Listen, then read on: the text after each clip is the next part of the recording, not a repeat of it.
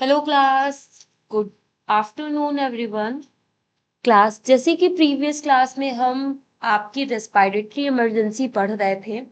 Respiratory emergency में हमने कई सारी कंडीशंस के बारे में पढ़ा था, कई सारी रेस्पिरेटरी इमरजेंसीज के बारे में पढ़ा था। जैसे कि आपकी एक्सफाइजिया है, आपकी चोकिंग है, सफोगेशन है, एयरवे ऑब्स्ट्रक्शन है, ड्राउनिंग है। ये सारी कंडीशंस हम लोगों ने रेस्पिरेटरी इमरजेंसी में डिटेल में पढ़ी थी।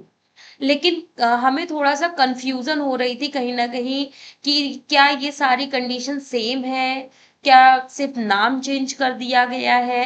क्योंकि सारी चीजें sign and symptom, first treatment, उसका इंट्रोडक्शन, उसके डेफिनेशन, सारी चीजें थोड़ा थोड़ा सेम लग रही थी। लेकिन उसके लिए मैंने आप लोगों के एक कंबाइंड चार्ट बनाया है, जिसमें मैं आप लोगों को एक साथ सारी इमरजेंसी सिचुएशंस के बारे में डिटेल में समझाऊंगी कि कौन सी इमरजेंसी सिचुएशन किस चीज को इंडिकेट कर रही है, क्या बता रही है, क्या इसकी डिफिनेशन है, क्या इसके मेजर कॉजेज हैं, क्या इसके साइन एंड सिम्टम्स हैं, क्या इसके फर्स्ट ट्रीटमेंट्स हैं।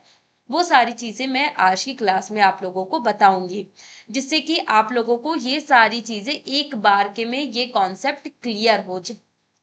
तो चलिए अपने टॉपिक को स्टार्ट करते हुए बात करते हैं आपके रेस्पिरेटरी इमरजेंसीज की, कि आपकी एक्सफाइजिया क्या है, चोकिंग क्या है, सफोगेशन क्या है, एयरवे ऑब्स्ट्रक्शन क्या है और ड्राउनिंग क्या है। इन पांचों में क्या मेजर डिफरेंस है, ये पांचों कंडीशन आपकी डिफरेंट डिफरेंट क्यों है, क्या है डेफिनेशन इनकी, इनके बारे में बात करते हैं। तो बेसिकली सबसे पहले हम बात करें आपके एक्सफाइजिया की। एक्सफाइजिया, जिसे हम क्या कहते हैं, आपका दम घुटना। ठीक है, जब हमारा दम घुटता है तो उस कंडीशन को हम बोलते हैं मेडिकल टर्म में एक्सफाइजिया। एक्सफाइजिया का बेसिकली क्या मतलब है? Lack of oxygen to the body due to interruption of the breathing और airway blockage. Lack of oxygen, asphyxia का मतलब बेसिकली होता है ऑक्सीजन की कमी हमारी बॉडी में। किसकी वजह से? या तो कोई ना कोई इंटरप्शन हुआ होगा, या तो कोई ब्रीदिंग इश्यूज हुई होगी हमारे जिसकी वजह से हमारा जो एयर वे है वो रुक गया होगा, ब्लॉक हो गया होगा। ठीक है, जिसकी वजह से हमारी बॉडी में ऑक्सीजन का ट्रांसपोर्टेशन नहीं हो पा रहा है। तो सांस, जब हम सांस नहीं ले पाते, हमारी सांस रुक जाती है, कोई सांस लेने में, हमारी ब्रीदिंग लेने में कोई डिफिकल्टीज आती है, हमारी एयर वे ब्लॉक हो जाता है, तो उसकी वजह से हमारी बॉडी में ऑक्सीजन का ट्रांसपोर्टेशन नहीं होता है, जिसकी वजह से हमारी बॉडी में ऑक्सीजन का लेवल कम और CO2 का लेवल बढ़ जाता है, जिसे हम एक्सफाइजिया की कंडीशन कहते हैं, जिसमें हमारा दम घुटने लगता है। ठीक है, तो ये कंडीशन हो गई। दूसरा आपका आता है चोकिंग। चोकिंग क्या है? Blockage of the airway by the foreign object such as food और टॉय। चोकिंग बेसिकली हमारा एक ब्लॉकेज होता है, एक ब्लॉकेज कंडीशन होती है, जिसमें हमारा एयर भी जो है वो किसी फॉरेजन पार्टिकल की वजह से, या हमारे किसी छोटे टॉय खिलौने की वजह से, या फिर कोई अदर ऑब्जेक्ट की हमारे एयर वे में फंस जाने की वजह से हमारा एयर वे ब्लॉक हो जाता है, और ब्लॉक होकर के ये हमारे ऑक्सीजन का ट्रांसपोर्टेशन नहीं करता है। ठीक है, तो वो चोकिंग कहलाता है। ठीक है, सफोगेशन क्या है? तो सफोगेशन बेसिकली क्या है? एक तरीके से इनहिबिट टू ब्रीदिंग, जो हमारी ब्रीदिंग को इनहिबिट करता है, रोकता है, because of oxygen supply is block और अनअनेबल। सफोगेशन बेसिकली एक ऐसी कंडीशन होती है जो कि हमारे ब्रीदिंग को रोक देता है, क्योंकि वहां पे हमारे ऑक्सीजन की सप्लाई हमें वहां पे मिल ही नहीं पाती है, ऑक्सीजन ही नहीं अवेलेबल होती है, जो कि हमारी बॉडी को जिससे कि हम अपनी ऑक्सीजन को गेन कर सके। अब देखो, यहाँ पे हमारी चोकिंग थी। ठीक है, यहाँ पे हमारा चोकिंग था। ठीक है, एयर वे ब्लॉक था, इस वजह से हम एयर नहीं ले पा रहे थे, हमारे इन्वायरमेंट में एयर प्रेजेंट थी, ऑक्सीजन प्रेजेंट थी। ठीक है, लेकिन हम क्या कर रहे थे, एयर वे हमारा ब्लॉक होने की वजह से हम एयर को इनटेक नहीं कर पा रहे थे। लेकिन सफोकेशन में ऐसा नहीं है। सफोकेशन में अब आपके पास एयर ही नहीं है, ऑक्सीजन ही नहीं है इनटेक करने के लिए, ठीक है, जिसकी वजह से आपको सफोकेशन फील होता है। सफोकेशन जिसे हम हिंदी में क्या बोलते हैं, दम घुटना। तो एक्सफाइजिया और सफोकेशन दोनों का मतलब होता है दम घुटना, ठीक है। इसमें सफोकेशन में क्या होता है कि आपको ऑक्सीजन नहीं मिल पाती है, आप कैपेबल हो ऑक्सीजन को लेने में, लेकिन ऑक्सीजन आपके पास है नहीं, ठीक है। तो उसकी वजह से क्या होता है, आपका सफोकेशन कॉज होता है। फॉर एग्जाम्पल मैंने आप लोगों को बताया था, कोई जानबूझ के आपको मारने के लिए पिलो से या किसी प्लास्टिक पॉली से आपका मुंह एकदम सील कर देता है, जिसकी वजह से आपका एयर आपकी आपकी आपको जो है आपकी नेजल कैविटी को ओरल कैविटी के थ्रू आपकी बॉडी में एयर ही पास नहीं होती, क्योंकि अब वहां पे एयर आपको मिल ही नहीं पा रही है, ऑक्सीजन मिल ही नहीं पा रही, जिसकी वजह से आप ऑक्सीजन को गेन नहीं कर पाते हो। अब एयरवे ऑब्स्ट्रक्शन की बात करें, एयरवे ऑब्स्ट्रक्शन बेसिकली हमारा जो हमारी एयरवे, जो हमारी सांस की जो नली होती है उसमें कोई रुकावट आती है, तो उसको हम बोलते हैं एयरवे ऑब्स्ट्रक्शन। इसमें हमारे पार्शियल या फिर एक कंप्लीट ब्लॉकेज होता है हमारे एयरवे में, जो कि हमारे एयरवे को, हमारे जो एयर फ्लो जो है, एयर फ्लो को रोक देता है हमारे लंग्स पे, जो कि एक तरीके से इंडिकेट करता है ब्लॉकेज ऑफ एयरवे को, ठीक है। इसमें हमारा एयरवे ऑब्स्ट्रक्ट हो रहा है, कोई हमारी सांस नली में कोई रुकावट आ रही है, एयरवे में कोई रुकावट आ रही है, जिसकी वजह से हमारा एयर फ्लो हमारे लंग्स तक नहीं हो पा रहा है। जो आपका पांचवा आता है ड्राउनिंग, मतलब पानी में डूबना। तो ये भी हमारी एक रेस्पिरेटरी इमरजेंसी कंडीशन की एक कंडीशन होती है, रेस्पिरेटरी इमरजेंसी की एक कंडीशन होती है, जिसमें क्या होता है, इट कॉज्ड बाई ये हमारे जो है बेसिकली हमारे वाटर पानी में डूबने की वजह से ये हमारी कॉज होती है। जब हम पानी में डूबते हैं, पानी में के अंदर हमारे ऑक्सीजन नहीं होती है, ऑक्सीजन ना मिलने की वजह से हमें क्या होता है, हमारा ड्राउनिंग कॉज होता है, मतलब हम पानी में डूब करके मर जाते हैं, ठीक है। तो पानी में डूबना या पानी के अंदर रहने के कारण क्या होता है, हम सांस नहीं ले पाते, सांस लेने में हमें दिक्कत होती है, जिसे हम ड्राउनिंग बोलते हैं, ठीक है।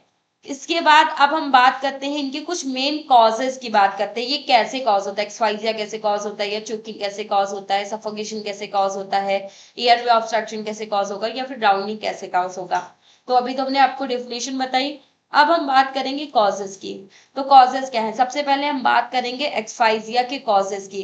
तो एक्सफाइजिया आपका चोकिंग की वजह से कॉज हो सकता है, पानी में डूबने मतलब ड्राउनिंग की वजह से कॉज हो सकता है, स्ट्रैंगुलेशन की वजह से कॉज हो सकता है, सफोकेशन की वजह से कॉज हो सकता है, या स्मोक इनहेलेशन की वजह से कॉज हो सकता है। आपकी बॉडी में, आपके एयरवे में कोई चोकिंग कॉज हुई, एयरवे ब्लॉक हुआ, ठीक है, तो वो आपके एक्सफाइजिया की कंडीशन को कॉज करेगा। या फिर कोई व्यक्ति पानी में डूब गया जहां उसको ऑक्सीजन नहीं मिली, ठीक है, तो उसकी वजह से आपका ड्राउनिंग कॉज हो सकता है, वहां पर भी उसका दम घुटेगा और दम घुट करके वो मर जाएगा। स्ट्रैंगुलेशन, स्ट्रैंगुलेशन जब हम फांसी लगाते हैं, सुसाइड अटेम्प्ट करते हैं, तो उस टाइम पे भी क्या होता है कि हमारा एयर पे ब्लॉक हो जाता है, जिसकी वजह से एयर पास नहीं हो पाती है और हमारी डेथ कॉज हो जाती है। सफोकेशन, सफोकेशन जब हमें ऑक्सीजन ही नहीं रिसीव हो पाती है अपनी बॉडी में इंटर करने के लिए, तो वो हमारा सफोकेशन की कंडीशन कहलाती है, मतलब कहलाती है। तो हमारा जब सफोकेशन होगा तो उसकी वजह से भी एक्सफाइजिया कॉज हो सकता है। इसके अलावा अगर हम स्मोक इनहेलेशन, अगर हम स्मोक को इनहेल कर रहे हैं, तो ये भी हमारा एक एक्सफाइजिया की कंडीशन को कॉज कर सकता है। देन चोकिंग के अगर हम कॉजेस की बात करें, तो लाइक हम खाना खा रहे थे और खाना खाते खाते हम हंसने लगे जोर जोर से या बातें करने लगे, तो उसकी वजह से क्या हुआ, हमारे फूड पार्टिकल हमारे एयर में फंस जाते हैं और एयर वे में फंस करके हमारी सांस नली, जो हमारी एयर वे जो है, एयर का जो रास्ता है उसको ब्लॉक कर देते हैं, तो खाना भी फंस सकता है आपकी। जो आप अगर नॉनवेज वगैरह खा रहे हैं, तो नॉनवेज के दौरान, नॉनवेज खाते समय आपकी कोई बोन आपकी जाकर के एयर वे को ब्लॉक कर दे, तो उसकी वजह से भी चोकिंग आपकी कॉज हो सकती है। इसके अलावा जैसे छोटे बच्चे कोई छोटे मोटे कॉइन है या फिर छोटे मोटे खिलौने हैं वो मुंह में डाल लेते हैं, ठीक है, उसको खाने की कोशिश करते हैं, तो वो भी आपके एयरवे में फंस जाता है, जिसकी वजह से आपका एयरवे ब्लॉक हो जाता है, ठीक है, चोकिंग कॉज हो जाती है। या फिर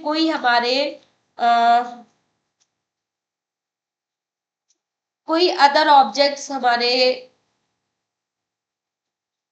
या फिर आपका कोई अदर ऑब्जेक्ट्स भी हमारे फंस करके हमारे एयरवे को ब्लॉक कर सकते हैं, तो वो सारी चीजें हमारी चोकिंग कहलाती है।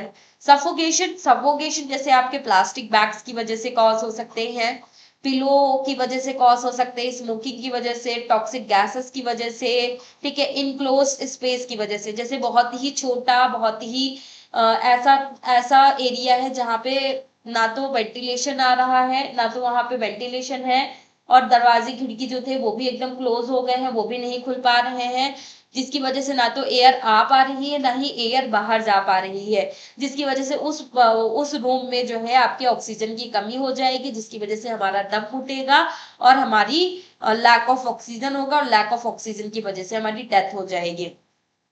इसके अलावा एक हार्मफुल टॉक्सिक गैसेस की वजह से आपका सफोकेशन को कॉज हो सकता है। आपने देखा होगा कि जब भी आप स्मोक के कांटेक्ट में जाते हो, तो जब आप स्मोक इनहेल करते हो तो आपका दम घुटने लगता है, आप सांस नहीं ले पाते हो, आप तुरंत वहां से भागते हो, ठीक है, तो वो एक तरीके का एक सफोकेशन की कंडीशन होती है, ठीक है। इसके अलावा पिलो, जैसे लाइक कोई सो रहा है या कोई लेटा है, हम क्या करते हैं, उसको मारने के लिए उसको पिलो से हम उसके माउथ एंड नोज को पूरी तरीके से दबा देते हैं, जिससे कि वहां पे ऑक्सीजन प्रेजेंट नहीं होती है और पेशेंट का दम घुटने लगता है और पेशेंट कैजुअलिटी की डेथ हो जाती है, ठीक है। इसके अलावा प्लास्टिक बैग्स का आपने देखा होगा कि लोगों को मारने के लिए हम प्लास्टिक पॉली बैग का भी यूज करते हैं, जिसमें हम क्या करते हैं, जो हमारे प्लास्टिक के जो पॉली बैग्स जो होते हैं उनको हम क्या करते हैं, पेशेंट के जो कैजुअलिटी के माउथ पे अप्लाई करते हैं और उसको पूरी तरीके से सील करके हम पेशेंट को मार देते हैं, क्योंकि वहां पे जब हम उसको सील कर देंगे तो वहां पे ऑक्सीजन मिलेगी नहीं, उसे लैक ऑफ ऑक्सीजन होगी, एयर मिलेगी नहीं, ऑक्सीजन जाएगी नहीं आपकी बॉडी में, और जब ऑक्सीजन नहीं जाएगी तो आपकी बॉडी में ऑक्सीजन की कमी होगी, और ऑक्सीजन की कमी की वजह से CO2 बढ़ेगा, ऑक्सीजन का लेवल कम हो जाएगा और आपकी डेथ हो जाएगी, तो ये भी एक कारण हो सकता है। इसके अलावा एयरवे ऑब्स्ट्रक्शन का क्या कारण हो सकता है, जैसे कोई फॉरेजन बॉडी पार्टिकल आपके गले में फंस जाए, या फिर आपकी स्वेलिंग, कोई इन्फेक्शन की वजह से आपके एयरवे में स्वेलिंग आ जाए, या फिर आपके मसल्स की वजह से, या फिर आपके जो है वॉमिट आप कर रहे थे, अचानक से आप बेहोश हो गए, वो वॉमिट वहीं पे फंस गया, आपके एयरवे में फंस गया, ठीक है, या आप वॉमिट कर रहे हैं तो वो वॉमिट के जो पार्टिकल्स थे वो आपके एयरवे में जाकर के फंस गए, तो उसकी वजह से भी क्या होता है कि आपका एयरवे ब्लॉक हो जाता है और आप ब्रीदिंग नहीं ले पाते हो, तो वो भी एक कारण है।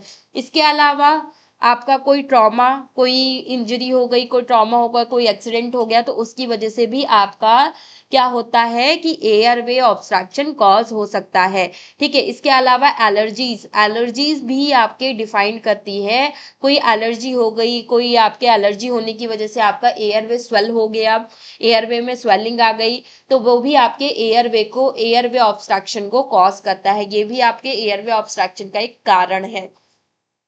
इसके अलावा आपका ड्राउनिंग पानी में डूबना, इसका मेन कारण क्या हो सकता है, फेलिंग इनटू द वाटर, जब हम पानी में ही बेहोश हो जाते हैं, ब्रीथ नहीं ले पाते हैं, हम बेहोश हो जाते हैं, और इनहिबिटिंग टू स्विमिंग, हम तैर नहीं पाते हैं, हमें तैरना नहीं आता और हम पानी में गिर जाते हैं, फेलिंग डाउन पानी में, सॉरी, फेलिंग डाउन मतलब पानी में गिर जाना, जब हम पानी में गिर जाते हैं और हमें तैरना भी नहीं आता है, तो उसकी वजह से क्या होता है, हम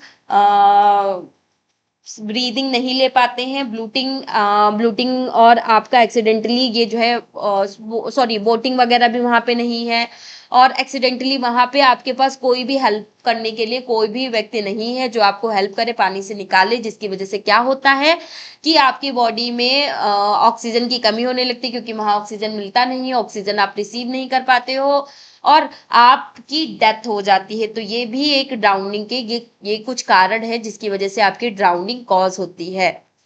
अब इसके बाद हम मेन कॉजेस के बाद हम बात करेंगे एयरवे स्टेटस की बात करेंगे। तो एयरवे स्टेटस की अगर हम बात करें तो क्या एयरवे स्टेटस क्या रहता है, उसके बाद उसको हम देखते हैं। एयरवे स्टेटस को अगर हम देखें तो एयरवे स्टेटस कौन कौन सी कंडीशन में आपका क्या कैसा रहता है। तो सबसे पहले आपका एक्सफाइजिया की कंडीशन में देखते हैं। तो एक्सफाइजिया की कंडीशन में जो हमारा एयर स्टेटस जो रहता है वो ब्लॉक्ड हो जाता है, ब्लॉक्ड, और ब्रीदिंग नहीं ले पाती है, इंट्राप्टेट हो जाती है, हम ब्रीदिंग नहीं ले पाते हैं एयरवे ब्लॉक होने की वजह से। ठीक है। आपका चोकिंग में भी क्या होता है, एयरवे ब्लॉक हो जाता है किसी फॉरेन बॉडी पार्टिकल्स की वजह से, किसी ऑब्जेक्ट की वजह से, जिसकी वजह से हम एयर नहीं ले पाते हैं। इसके अलावा सफोकेशन में क्या होता है, ऑक्सीजन सप्लाई ब्लॉक, ऑक्सीजन की जो सप्लाई होती है वो ब्लॉक हो जाती है, जिसकी वजह से एयरवे में भी may not be physically blockade, जिसमें हमारा इसमें ऑक्सीजन सफोकेशन में क्या होता है, हमारा ऑक्सीजन की सप्लाई ब्लॉक होती है। ठीक है। जिसमें हमारा जो एयरवे जो है वो फिजिकली ब्लॉक्ड कभी कभी हो भी जाता है और कभी कभी नहीं भी होता है। ठीक है। तो ज्यादातर आपका क्या होता है कि आपका मतलब एयरवे तो ओपन रहता है, लेकिन आपके पास ऑक्सीजन की मात्रा ही नहीं होती है इनटेक करने के लिए, रिसीव करने के लिए, जिसकी वजह से सफोकेशन कॉज होता है। ठीक है। देन आपका आता है सफोकेशन के बाद एयरवे ऑब्स्ट्रक्शन। एयरवे ऑब्स्ट्रक्शन में क्या होता है, एयरवे का स्टेटस। तो एयरवे ऑब्स्ट्रक्शन में एयरवे जो है आपका या तो पार्शियली या फिर कंप्लीटली ब्लॉकेज हमें वहां पे दिखाई देता है, या तो आधा ब्लॉकेज दिखाई देगा, थोड़ा बहुत कुछ ब्लॉकेज दिखाई देगा, एयरवे ब्लॉक होगा, या तो पूरी कंप्लीटली तरीके से हमारा एयरवे ब्लॉक हो जाता है। और लास्ट में आपका आता है ड्राउनिंग। ड्राउनिंग में हमारा एयरवे का स्टेटस क्या रहता है, तो ड्राउनिंग के केस में हमारा जो एयरवे जो होता है वो फेल्ड हो जाता है विद द वाटर और ब्रीदिंग की वजह से, ड्यू टू वाटर। जब हम गिर जाते हैं तो उसकी वजह से क्या होता है कि हम सांस नहीं ले पाते हैं वहां पे, जिसकी वजह से हमारा जो ब्रीदिंग स्टेटस है वो हमारा खत्म हो जाता है, और वाटर और ब्रीदिंग हमारी जो है इम्पेयर्ड हो जाती है ड्यू टू वाटर की वजह से। अब ब्रीदिंग देखते हैं, इन पांचों में ब्रीदिंग स्टेटस क्या रहता है, ब्रीदिंग रहती है या नहीं रहती है। तो एक्सफाइजिया के केस में आपकी ब्रीदिंग एब्सेंट हो जाती है, ब्रीदिंग आपको नहीं दिखाई देती है। ठीक है। ब्रीदिंग बिल्कुल एब्सेंट हो जाती है। और इसमें आपको दूसरा आपका चोकिंग में आपको बहुत सारी डिफिकल्टीज होती हैं, ब्रीदिंग इश्यूज होते हैं, सांस लेने में बहुत ज्यादा प्रॉब्लम होती है। इसके अलावा सफोकेशन में भी आप डिफिकल्टी और इम्पॉसिबल डिफिकल्टी भी होती है, क्योंकि वहां पे एयर नहीं मिल पाती है, और बहुत ज्यादा इम्पॉसिबल होता है कि आपको एयर कहीं से मिले। ठीक है। इसके अलावा देन आपका सफोकेशन के बाद एयरवे ऑब्स्ट्रक्शन में आपको क्या दिखाई देता है, डिफिकल्टी और डिफिकल्टी इसमें भी दिखाई देती है, और आप बहुत ज्यादा अनेबल हो जाते हो ब्रीदिंग लेने में। देन आपका ड्राउनिंग में आपका क्या रहता है, डिफिकल्टी और एब्सेंट आफ्टर आफ्टर सबमिशन। मतलब आपको क्या होता है कि आप ब्रीदिंग डिफिकल्टी तो होती ही होती है, और इसके अलावा ब्रीदिंग आपकी कुछ समय के बाद एब्सेंट हो जाती है। जब भी आप पानी में डूबने लगते हो तो आपकी ब्रीदिंग जो है आपकी ब्रीदिंग एब्सेंट होने लगती है, स्टॉप होने लगती है। तो वो सारी चीजें आपको दिखाई देती हैं। बाकी मेजर साइन एंड सिम्टम देखें तो आपके एक्सफाइजिया के कंडीशन में आपको साइनोसिस, आपको गैस पाइपिंग, या फिर अनकॉन्शियसनेस, या rapid then slow pulse rate, rapid या फिर स्लो पल्स रेट, आपको ये सारी सिम्टम्स आपको दिखाई देते हैं। साइनोसिस मतलब लैक ऑफ ऑक्सीजन को इंडिकेट करता है, जो कि आपके लिप्स पे, आपके फेस पे और आपके फिंगर ऑफ टिप्स पे आपको ब्लूइश कलर दिखाई देने लगता है। इसके अलावा पेशेंट अनकॉन्शियस हो जाता है, और उसकी जो पल्स रेट है या तो बहुत ज्यादा रैपिड हो जाएगी या तो बहुत ज्यादा स्लो हो जाएगी, बहुत ज्यादा बढ़ जाएगी, घट जाएगी, बढ़ जाएगी, घट जाएगी, इस तरीके से आपको दिखाई देती है। इसके अलावा चोकिंग के केस में आपको क्या क्या साइन एंड सिम्टम दिखाई देते हैं, can not be speak, patient इस बोल नहीं पाता है, खांस नहीं पाता है, और ब्रीदिंग नहीं ले पाता है। और यूनिवर्सल साइन जो है उसको इंडिकेट करता है चोकिंग साइन, जो कि आपके साइनोसिस वगैरह को भी इंडिकेट करता है। आपके यूनिवर्सल साइन जो कि आपने दोनों हाथों से आप अपने ट्रंक को, अपने नेक रीजन को आप जोर से पकड़ने लगते हो, वो यूनिवर्सल साइन आपको दिखाई देता है। और आपको क्या दिखाई देता है? यूनिवर्सल चोकिंग साइन दिखाई देता है। और आपको साइनोसिस दिखाई देती है around the lips, around the finger of tips and around your face, आपको साइनोसिस दिखाई देती है।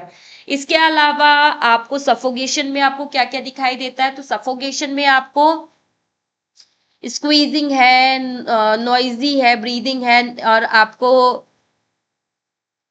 तीसरा, हाँ सॉरी सॉरी, सफोकेशन में आपको गैस्पिंग, साइनोसिस, एंजाइटी, अनकॉन्शियसनेस, ये सारी चीजें दिखाई देती हैं। ठीक है। और अगर आपकी हम एयरवे ऑब्स्ट्रक्शन में देखें तो आपको स्क्वीजिंग, नॉइजी आपको दिखाई देती है, नॉइजी ब्रीदिंग, स्क्वीजिंग दिखाई देगा, नॉइजी ब्रीदिंग दिखाई देगा, इनहिबिट टू स्पीक, बोलने में बहुत ज्यादा असमर्थ हो जाता है, और आपको साइनोसिस दिखाई देने लगती है। ठीक है। तो एक नॉइजी ब्रीदिंग, और बहुत ज्यादा आवाज लेते लेते वो ब्रीद लेने लगता है। तो इस तरीके के एयरवे ऑब्स्ट्रक्शन के केस में ये सारे साइनम सिम्टम आपको दिखाई देते हैं। ड्राउनिंग के केस में आपको कफिंग, गैस्पिंग, या फिर आपके साइनोसिस, अनकॉन्शियसनेस, ये सारी कंडीशंस आपको दिखाई देती है। और मेन कॉम्प्लिकेशंस की अगर हम बात करें कि इनमें क्या क्या मेन कॉम्प्लिकेशंस क्या क्या होते हैं, तो एक्सफाइजिया में बेसिकली मेन कॉम्प्लिकेशन क्या होता है? आपका ब्रेन डैमेज हो जाता है और कार्डियक अरेस्ट होने के चांसेस बहुत ज्यादा बढ़ जाते हैं।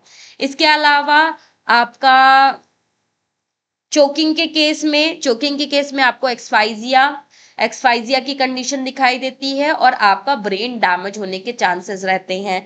इसके अलावा सफोकेशन के केस में आपको एक्सफाइजिया और कार्डियक अरेस्ट की कंडीशन आपको दिखाई देती है, कि एक्सफाइजिया की कंडीशन हो सकती है या कार्डियक अरेस्ट जैसी कंडीशन आपकी कॉज हो सकती है। इसके अलावा एयरवे ऑब्स्ट्रक्शन के केस में आपके एक्सफाइजिया की कंडीशन कॉज हो सकती है, और रेस्पिरेटरी अरेस्ट की कंडीशन आपकी कॉज हो सकती है। इसके अलावा ड्राउनिंग के केस में आपको हाइपोक्सिया और पल्मोनरी कंडीशंस आपको दिखाई दे सकती है। तो ये सारी कंडीशंस आपको मेजर कॉम्प्लिकेशंस आपको दिखाई दे सकते हैं कब? आपके रेस्पिरेटरी इमरजेंसीज कंडीशन में।